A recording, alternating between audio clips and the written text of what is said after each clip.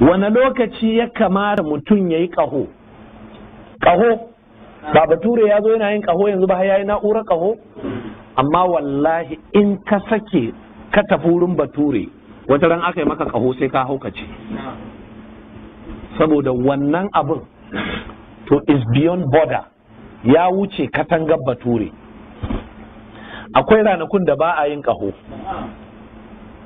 akwai sa'at, akwai lokutan da ba a yin ƙaho, akwai nau'in likitan da zai yi ƙahon, akwai adadin shekarun da kada ya wuce su.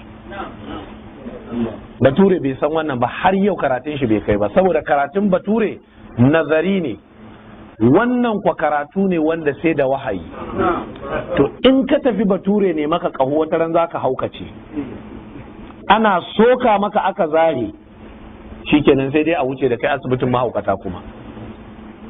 Saboda annabi sallallahu alaihi wasallam za ku zo ku ji akwai karatu na musamman da za mu kai kusan wata guda ne a nan cikin littafin nan game da ƙaho. Ya ce wanda zai yi ƙaho ga irin nau'in wanda zai mai, ga ranakun da zai yi, in ya sake ya yi rana kaza zai iya zama kuturu, in ya sa'a kaza zai iya haukacewa. Wannan sai wahayi. To yanzu duk wannan a ce musulunci bai